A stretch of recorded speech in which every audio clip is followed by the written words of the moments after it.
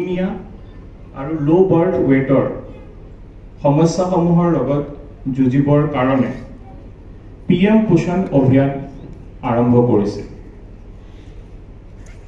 এই আঁচনিৰ অধীনত এটা জন আন্দোলনৰ যোগেদি আৰু কনভাৰ্জেন্ট এপ্ৰোচৰ যোগেদি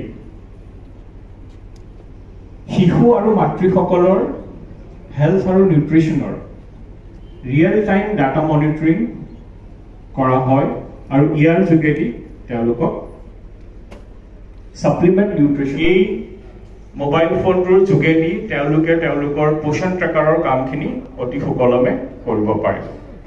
আমি জানো যে আমাৰ ধুবুৰী জিলাত শিশু আৰু মহিলাসকলৰ স্বাস্থ্য আৰু নিউট্ৰিশ্যনৰ লগত জড়িত বহুখিনি সমস্যা আছে।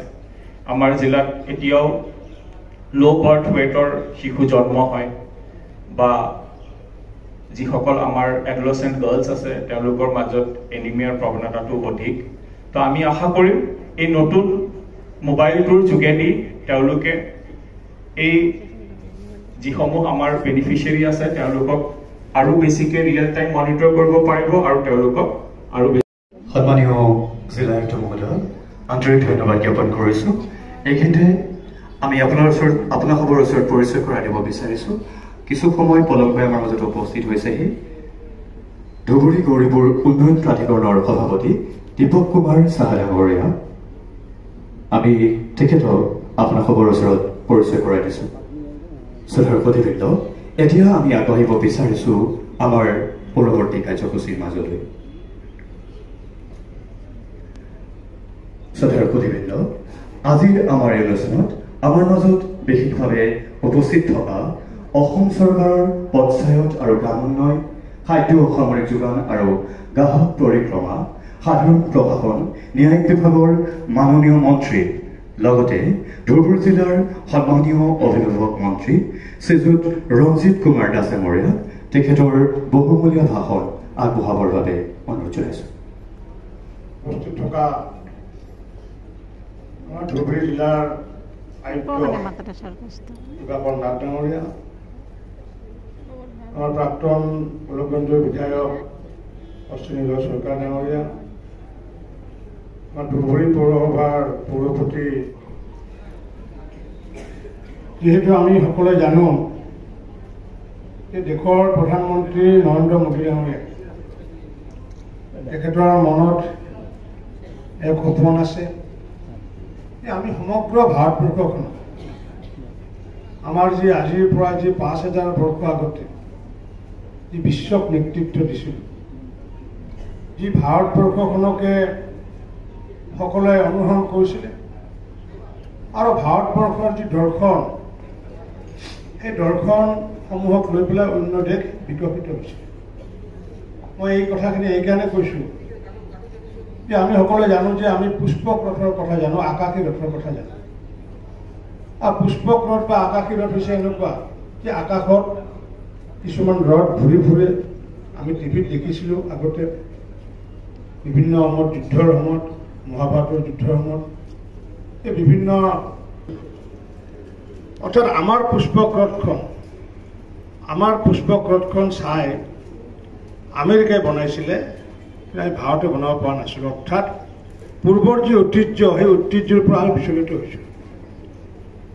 আৰু সেইকাৰণে প্ৰধানমন্ত্ৰী নৰেন্দ্ৰ মোদী ডাঙৰীয়াই আমাৰ পুৰণি ঐতিহ্যবোৰ পুনৰুদ্ধাৰ কৰাৰ লগতে আমি যাতে আগন্তুক দিনত আগুৱাই গৈ যাতে ভাৰতখনে যাতে ছুপাৰ পাৱাৰ হ'ব পাৰে, ভাৰতে যাতে বিশ্বক নেতৃত্ব দিব পাৰে, ভাৰতে যাতে বিশ্বগুৰু হিচাপে স্থান পাব পাৰে, তাৰ কাৰণে প্ৰধানমন্ত্ৰী মোদী ডাঙৰীয়াই নিৰলসভাৱে কাম কৰি আহিছে।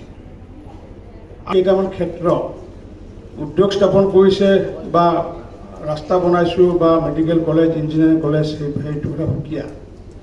কিন্তু এখন দেশ যদি বিশ্বক নেতৃত্ব দিবলগীয়া হয়, এখন দেশে যদি ছুপাৰ পাৱাৰ হ'বলগীয়া হয়, অকল ৰাস্তা ঘাট, দলং, মেডিকেল কলেজ, ইঞ্জিনিয়াৰিং কলেজ নিৰ্মাণ কৰিলে ছুপাৰ পাৱাৰ হ'ব নোৱাৰে।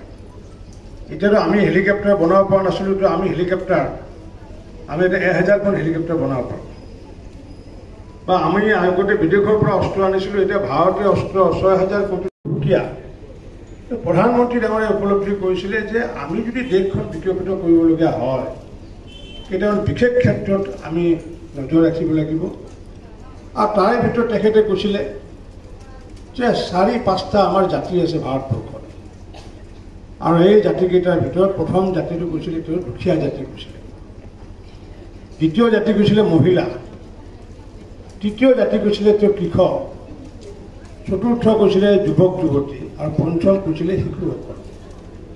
অৰ্থাৎ এইসকলক যদি আমি আগুৱাই নিব নোৱাৰোঁ তেতিয়াহ'লে ভাৰতবৰ্ষখন আমি আগুৱাই যাব নোৱাৰিম। আৰু পূৰ্বতে আমি বেংক একাউণ্ট খোলাৰ দূৰৰ কথা বেংকত যোৱাৰ সাহস নাছিল দুখীয়া মানুহ। আৰু মোদী ডাঙৰে যিহেতু এগৰাকী দুখীয়াৰ সন্তান, সেই কথাখিনি তেখেতে উপলব্ধি কৰিছিলে, যাৰ বাবে তেওঁ সকলো পুৰুষ মহিলা দুখীয়াসকলক তেওঁ কি কৰিছে বিনামূলীয়াকৈ তেখেতে বেংক একাউণ্ট খোলাৰ সুবিধা কৰি দিছিলে। প্ৰথম প্ৰধানমন্ত্ৰী হৈ তেখেতে দুখীয়াৰ কাৰণে কাম কৰা মূল কামটো হৈছে বেংক একাউণ্ট। বেংক একাউণ্টৰ জৰিয়তে কি কৰিছিলে, এই যে মধ্যভোগী দালালসকলকতো হত্যা কৰিব নোৱাৰি, কাৰণ আমি গণতন্ত্ৰক সন্মান কৰোঁ, আমি ভাৰতৰ মানুহসকল সহজ সৰল হিংস্ৰুক নহয়, গতিকে সেই দালালসকলক আমি হত্যা কৰিব নোৱাৰোঁ, তেওঁলোকক আমি কি কৰিলোঁ পৰমৰে হত্যা কৰিলোঁ। অৰ্থাৎ বেংক একাউণ্ট খোলাৰ পিছত হিতাধিকাৰীসকলৰ ধন পোনপটীয়াকৈ বেংক একাউণ্ট যোৱাৰ ব্যৱস্থা হ'ল, যাৰ ফলস্বৰূপে 80% অধিক মধ্যভোগী বা দালাল ভাৰতবৰ্ষৰ পৰা নোহোৱা হৈ গ'ল। আৰু সেইটো কৰাৰ পিছত তেখেতে কিমান কৰিলোঁ 28 লাখ ঘৰ নিৰ্মাণ কৰিলোঁ, তাৰ ভিতৰত সৰ্বাধিক ঘৰ আমি ধুবুৰী জিলাত নিৰ্মাণ কৰিছোঁ।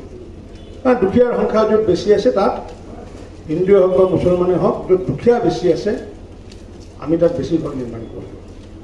এতিয়াও আমি পুনৰ ভাৰতবৰ্ষই ভাৰত চৰকাৰে মোদী ডাঙৰে আমাক পুনৰ ঘৰ দিব, যিসকলৰ কেঁচা ঘৰ আছে। অৰ্থাৎ মোদী ডাঙৰীয়াৰ ইচ্ছা হৈছে যে কেঁচা ঘৰত থাকি পেলাই ভাৰতবৰ্ষখনে দেশক বিশ্বক নেতৃত্ব দিব নোৱাৰে। ভাৰতবৰ্ষৰ প্ৰতিগৰাকী মানুহৰ ঘৰ পকী ঘৰ হ'ব লাগিব, তেতিয়াহে আমি বিশ্বক নেতৃত্ব দিব পাৰিম। কৃতজ্ঞতা জনাইছোঁ তেখেতে আজি আমাৰ এই অনুষ্ঠানত উপস্থিত থাকি আমাক আহ্লাদিত কৰাৰ লগতে তেখেতৰ সুন্দৰ আৰু সাৰুৱা ভাষণৰ বাবে। শ্ৰদ্ধাৰ প্ৰতিবৃন্দ, এতিয়া আমি আগবাঢ়িব বিচাৰিছোঁ আমাৰ পৰৱৰ্তী কাৰ্যসূচীৰ মাজলৈ। পৰম শ্ৰদ্ধাৰ প্ৰতিবৃন্দ, ভাৰত চৰকাৰৰ মহিলা আৰু শিশু মন্ত্ৰালয়ে পোষণ ট্ৰেকাৰ নামেৰে এটি মোবাইল এপ্লিকেশ্যন প্ৰস্তুত কৰি উলিয়াইছে, যাৰ জৰিয়তে গৰ্ভৱতী মহিলা, দুগ্ধপান কৰোৱা মহিলা, শিশু আৰু কিশোৰ ছোৱালীক প্ৰদান কৰা সেৱাসমূহৰ বাস্তৱ সময়ৰ তথ্য সংগ্ৰহ, প্ৰতিষেধক আৰু পৰিপূৰক পুষ্টিৰ বাবে ডিজিটেলাইজ ৰেকৰ্ড, অংগনবাড়ী কেন্দ্ৰ আৰু ঘৰলৈ যোৱা GPS ভিত্তিক অনুসৰণ আদিকে ধৰি বহুতো গুৰুত্বপূৰ্ণ কাম নিৰীক্ষণ কৰাৰ ব্যৱস্থা প্ৰদান কৰা হ'ব একোটিকৈ পোষণ ট্ৰেকাৰ সম্বলিত অত্যাধুনিক মোবাইল ফোন। আজিৰ এই অনুষ্ঠানত মাননীয় মন্ত্ৰী মহোদয়ে 12গৰাকী অংগনবাড়ী কৰ্মীক এই মোবাইল ফোন প্ৰদান কৰিব। মাননীয় মন্ত্ৰী মহোদয়ৰ হাতৰ পৰা মোবাইল ফোন গ্ৰহণ কৰিবলৈ আমি মঞ্চলৈ আমন্ত্ৰণ জনাইছোঁ জয়ন্তী তামুলী, 107 নং শিলগুৰি পাৰ অংগনবাড়ী কেন্দ্ৰৰ কৰ্মী জয়ন্তী তামুলীক আমি মঞ্চলৈ আমন্ত্ৰণ জনাইছোঁ আৰু মাননীয় মন্ত্ৰী মহোদয়ৰ হাতৰ পৰা মোবাইল ফোন গ্ৰহণ কৰিবলৈ অনুৰোধ জনাইছোঁ। লগতে তেখেতক মাননীয় মন্ত্ৰী মহোদয়ক সহযোগিতা কৰিবৰ বাবে মঞ্চত উপবিষ্ট সন্মানীয় বিশিষ্ট ব্যক্তিসকলক অনুৰোধ জনাইছোঁ। এয়া মাননীয় মন্ত্ৰী মহোদয়ৰ পৰা জয়ন্তী তামুলীয়ে মোবাইল ফোন গ্ৰহণ কৰিছে। আমি মঞ্চলৈ আমন্ত্ৰণ জনাইছোঁ তৰ্পণা ৰয় ভকত, 181 নং খামাৰিপাৰ অংগনবাড়ী কেন্দ্ৰ, তৰ্পণা ৰয় ভকত, 181 নং খামাৰিপাৰ অংগনবাড়ী কেন্দ্ৰ। এই মাননীয় মন্ত্ৰী মহোদয়ৰ পৰা তেখেতে মোবাইল ফোন গ্ৰহণ কৰিছে, সকলোকে হাত তালিৰে উৎসাহিত কৰিবলৈ অনুৰোধ জনাইছোঁ।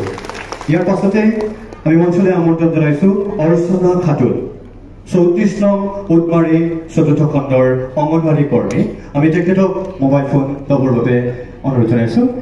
এই মাননীয় মন্ত্ৰী মহোদয়ে প্ৰদান কৰিছে অৰ্চনা খাতুনক এটি মোবাইল ফোন। ইয়াৰ পাছতে আমি মঞ্চলৈ আমন্ত্ৰণ জনাইছোঁ চুলতানা ৰেজিয়া, 120 নং 10 নং তেওঁ অংগনবাড়ী কেন্দ্ৰৰ তেওঁ কৰ্মী চুলতানা ৰেজিয়া। এয়া মাননীয় মন্ত্ৰী মহোদয়ৰ হাতৰ পৰা মোবাইল ফোন গ্ৰহণ কৰিছে, আমি ধন্যবাদ জ্ঞাপন কৰিছোঁ। ইয়াৰ পাছতে আমি মঞ্চলৈ আমন্ত্ৰণ জনাইছোঁ দময়ন্তী ৰয়, 24 নং বহলপুৰ বৰাবৰা প্ৰাথমিক খণ্ডৰ তেওঁ এগৰাকী অঙ্গনবাড়ী কৰ্মী দময়ন্তী ৰয় আমি মঞ্চলৈ আমন্ত্ৰণ জনাইছোঁ। ইয়াৰ পাছত আমি মঞ্চলৈ আমন্ত্ৰণ জনাইছোঁ নমিতা ৰয় 277 নং শিঙিমাৰী দ্বিতীয় পাটৰ তেওঁ এগৰাকী অঙ্গনবাড়ী কৰ্মী নমিতা ৰয়। এয়া মাননীয় মন্ত্ৰী মহোদয়েৰ পৰা তেওঁ মোবাইল ফোন গ্ৰহণ কৰেছে। ইয়াৰ পাছতে মঞ্চলৈ আমন্ত্ৰণ জানাইছো বিনা আহমেদ 171 নং বগলাবাড়ী অঙ্গনবাড়ী কেন্দ্ৰৰ এগৰাকী কৰ্মী। এয়া মাননীয় মন্ত্ৰী মহোদয়েৰ হাতৰ পৰা মোবাইল ফোন গ্ৰহণ কৰেছে। মঞ্চলৈ আমন্ত্ৰণ জানাইছো ৰাধা ৰানী মহন্ত 46 নং উত্তৰ ৰায়পুৰ তৃতীয় খণ্ডৰ তেওঁ এগৰাকী অঙ্গনবাড়ী কৰ্মী। আমি তেখেতক মাননীয় মন্ত্ৰী মহোদয়েৰ হাতৰ পৰা মোবাইল ফোন গ্ৰহণ কৰিবৰ বাবে অনুৰোধ জনাইছো। এবাৰ মঞ্চলৈ আমন্ত্ৰণ জনাইছো গীতা অধিকাৰী 59